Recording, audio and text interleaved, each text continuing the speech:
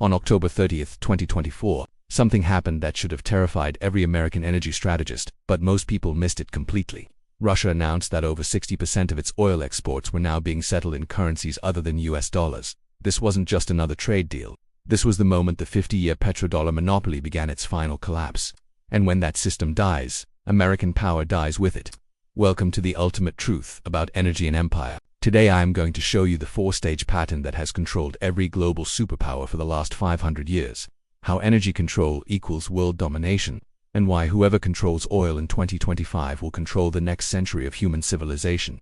For 500 years, empires have risen and fallen based on one simple principle. Whoever controls energy controls everything. Spain controlled silver mines and became the first global empire. Britain controlled coal and ruled for 200 years. America controlled oil and dominated for 80 years. And now that control is shifting to China and the BRICS nations in real time. By the end of this video, you'll understand why energy isn't just about fuel, it's about power.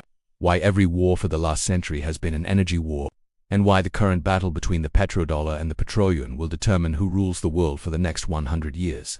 This is stage 1 of 4, energy discovery and monopolization. Every empire begins the same way.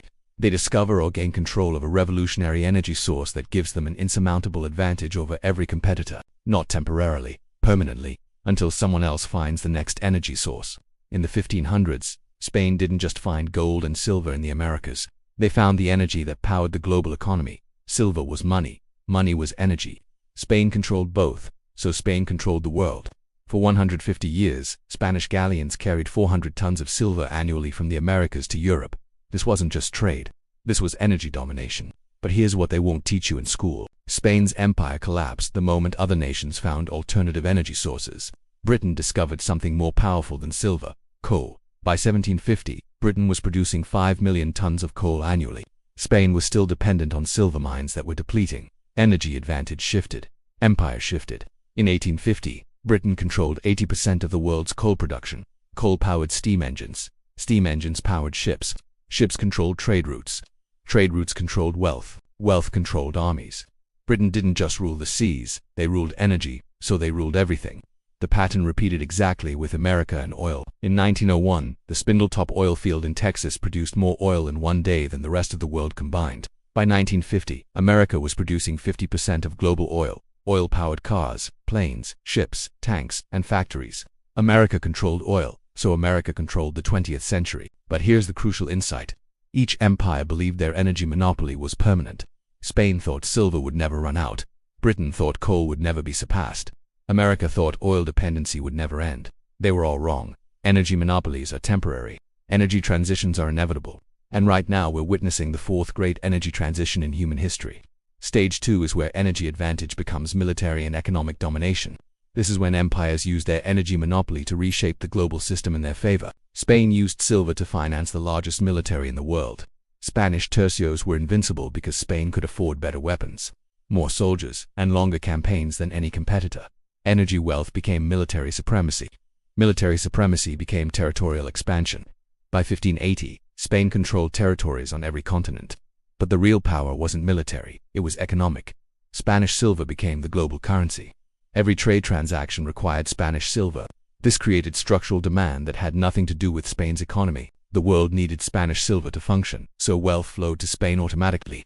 Britain followed the exact same pattern.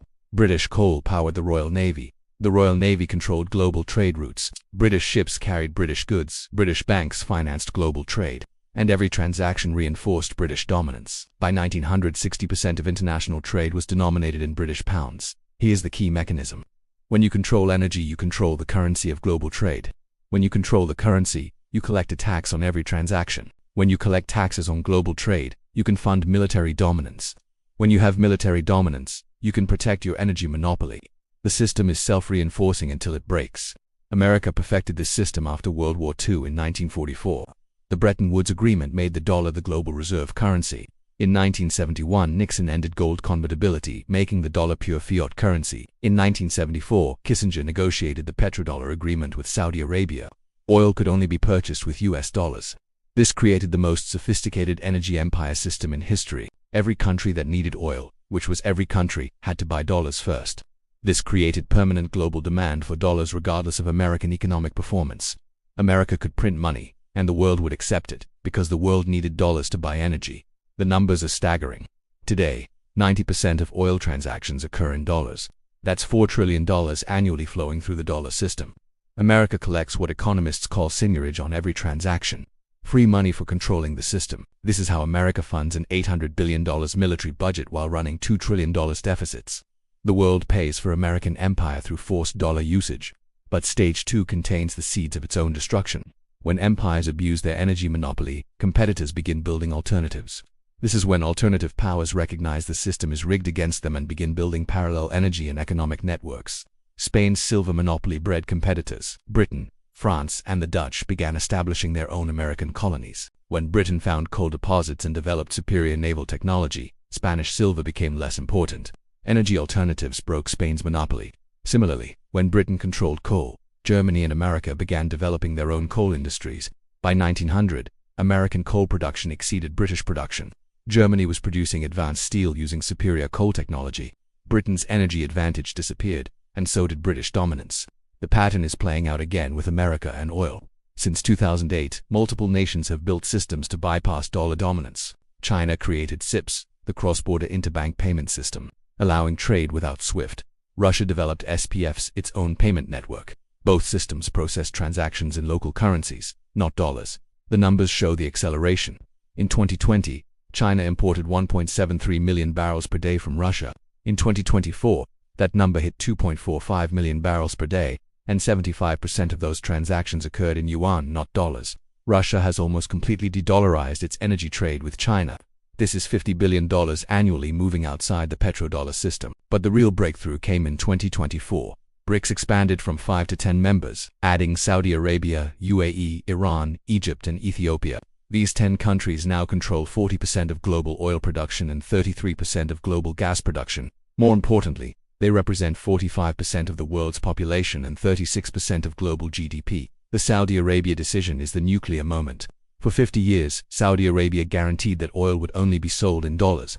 In December 2024, Saudi Arabia officially joined BRICS and began accepting yuan for Chinese oil purchases. When the world's largest oil exporter breaks the petrodollar monopoly, the monopoly is over. China has positioned itself perfectly for this transition. China is the world's largest oil importer, consuming 15 million barrels per day. China is also the world's largest trading partner for over 120 countries. When China demands payment in yuan for its manufactured goods and offers to pay in yuan for energy imports, it creates a closed-loop system that bypasses dollars entirely. This is exactly how America broke British dominance. America became the largest manufacturer and the largest energy consumer. When America demanded payments in dollars and offered to pay for imports in dollars, it created dollar demand that eventually surpassed pound demand. The same transition is happening now, but in reverse. Stage 4 is the collapse phase. This is when the old energy monopoly breaks down completely, taking the empire with it. Now, this collapse isn't a slow, gradual decline. It's sudden and catastrophic. Once alternative energy networks reach a critical mass, the old system doesn't just fade away, it implodes within years, not decades. Let's look at history. Spain's collapse happened between 1640 and 1660. 20 years of constant war with France, Britain, and the Dutch completely exhausted their silver reserves. When the silver stopped flowing from the Americas, Spain couldn't pay its military. Suddenly, Spanish territories were declaring independence or switching sides. By 1660, the Spanish Empire was no longer a global power. Britain's collapse took a bit longer, about 30 years, but it followed the exact same pattern. World War I cost Britain a staggering £35 billion, which was roughly 3 times its annual GDP at the time. To fund the war, Britain borrowed heavily from America. By 1918, Britain owed America more money than it could ever hope to repay. World War II was the final nail in the coffin. By 1945, Britain was bankrupt and utterly dependent on American aid. The British pound was devalued by 30% in 1949, and throughout the 50s and 60s, British territories gained their independence one by one. So, where are we today? The American collapse is beginning right now, and the signs are identical to every previous imperial energy collapse. First, alternative networks are scaling up at an incredible speed. The BRICS payment system, known as CIPS, processed $27 trillion in 2023. That's more than double the figure from just 2020. Second, traditional allies are starting to hedge their bets. Look at Saudi Arabia joining BRICS. This signals that even America's closest energy partners see that depending on the dollar is just not sustainable in the long run.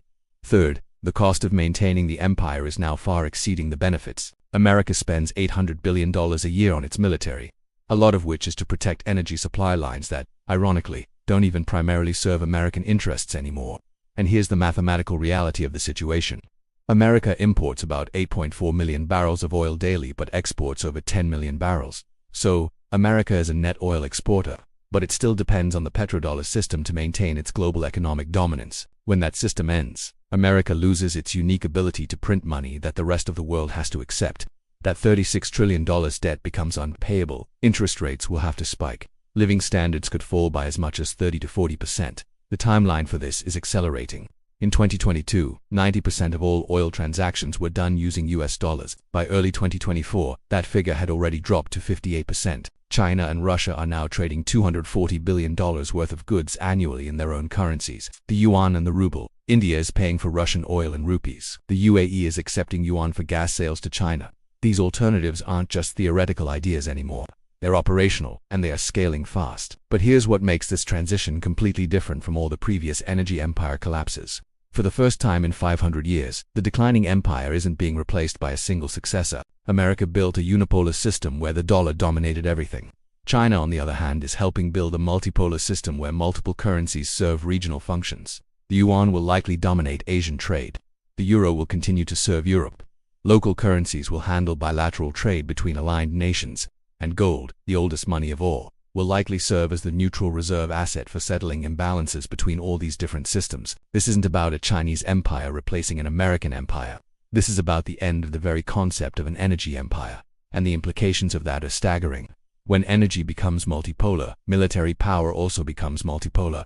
When military power becomes multipolar, no single nation can control global trade routes. When no single nation controls the trade routes, economic power disperses, and when economic power disperses, the age of global hegemons, of single dominant world powers, comes to an end. We are witnessing the last energy empire in human history. The next system will be decentralized, multipolar, and impossible for any single power to control, and this transition is happening right now. Let's break down the specific mechanisms driving this collapse and why it's irreversible. The entire system we live in depends on countries needing dollars to buy energy. When the BRICS nations start trading energy in their own local currencies, the global demand for dollars simply disappears. When that demand disappears, America can no longer export its inflation by printing more money. And when America can't export its inflation, that inflation comes home, destroying American living standards from within. The process is purely mathematical. Every single barrel of oil that's sold outside the petrodollar system reduces the demand for dollars. The BRICS nations now control 40% of global oil production. If just half of BRICS oil trades happen in local currencies, that would remove $2 trillion a year from dollar circulation. Reduced dollar circulation means higher interest rates are needed to attract buyers for U.S. debt. Higher interest rates make America's $36 trillion debt completely unsustainable. This puts the Federal Reserve in an impossible position. They have a choice: either print massive amounts of money to buy government treasuries, which would trigger hyperinflation and a collapse of the dollar, or let interest rates rise, which would trigger a massive debt default and a systemic economic collapse. Either choice completely destroys the system that enabled American global dominance for the last 80 years. Meanwhile, China benefits from every single transaction that bypasses the dollar system. Chinese manufacturers get paid in yuan. Chinese energy companies pay for their imports in yuan. Chinese banks collect the fees on all these yuan transactions. The immense wealth that previously flowed to America through dollar dominance now flows to China through yuan adoption. This isn't just speculation. It is happening right now. In real time in 2020, the yuan represented just 2.7% of global payments. By 2024, it's already at 4.7%, nearly doubling in just 4 years. Yuan-denominated trade between China and its BRICS partners grew by 35% in 2024 alone. This acceleration will continue because all the incentives now favor the yuan system. Countries that trade with China get better terms when they pay in yuan.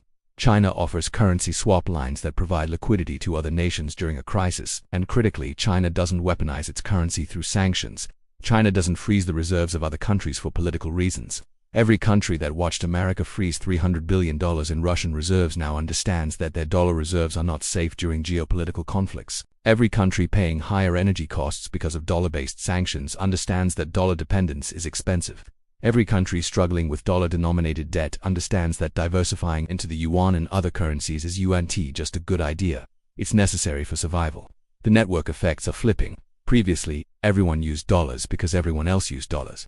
Now, major economies are switching to alternatives because other major economies are switching. China trades with Russia in yuan and rubles.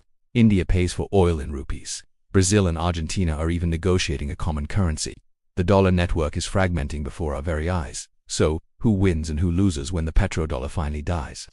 Have you ever wondered what happens when the world's reserve currency collapses? It's not a hypothetical question anymore. We're living through it right now.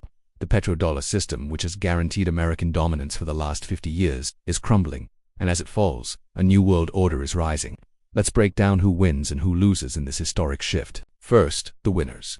China is poised to become the new center of the global economy. As more countries adopt the yuan for trade, Chinese banks, tech companies, and manufacturers will see a massive surge in demand. China's economy will grow while America's shrinks. The BRICS nations Brazil, Russia, India, China, and South Africa will finally gain the economic sovereignty they've been seeking for decades. Russia can sell its energy without relying on the dollar. India can buy that energy without costly conversion fees. Saudi Arabia and the UAE are already diversifying away from their exclusive alignment with the dollar. Commodity exporters like Brazil will get better trade terms by accepting multiple currencies. Another huge winner: gold investors. When faith in paper money disappears, wealth always flows to hard assets. Gold has been the ultimate store of value for 5,000 years. It's no coincidence that central banks have been buying over 1,000 tons of it annually since 2022. They see the writing on the wall. Countries with strong manufacturing bases like Germany, Japan, and South Korea also win. A multipolar currency system allows them to trade directly with regional partners in their own currencies, breaking free from American economic control. And of course, energy producers win big. When oil can be sold in yuan, rubles, or rupees, producers get better prices and avoid the dollar monopoly. Now, for the losers. The biggest loser is the United States. America loses its exorbitant privilege of printing money that the rest of the world is forced to accept. The massive trade deficit becomes unsustainable. Living standards will fall, and the enormous military budget will become unaffordable, shrinking America's global footprint. Anyone holding dollars, whether in cash, bonds, or bank accounts, will see their purchasing power evaporate as global demand for the dollar plummet. This will hit pension funds, insurance companies, and everyday savers who believed the dollar was a permanent safe haven. American corporations will also lose their global advantage. As trade shifts to yuan-based networks, U.S. companies will face higher costs and reduced competitiveness. Meanwhile, energy importers who can't access these new currency systems will face higher costs, currency volatility, and the constant risk of sanctions. The system that enabled 50 years of American dominance is ending, not in decades, but in years. The forces driving this change, mathematical, technological, and geopolitical, are irreversible. Let me leave you with this thought. For 500 years, global power has been determined by control over energy. Spain controlled silver, Britain controlled coal, America controlled oil. Each empire believed its dominance was permanent, and each was wrong. But this time is different. No single country is replacing America. Instead, China, Russia, India, Saudi Arabia, and dozens of other nations are building a multipolar system where no one has complete control. The age of energy empires is over. What comes next will be decentralized, competitive, and impossible for any single power to dominate. The question isn't whether the petrodollar will die. The question is whether you'll understand what that means before it's too late. When energy control shifts, everything shifts with it. Currencies, trade routes, military power, and the entire structure of the modern world. We are witnessing the end of the American century. If you want to track every development in this transition and understand what's coming next, make sure you subscribe. History is being written right now, and you need to know who's holding the pen.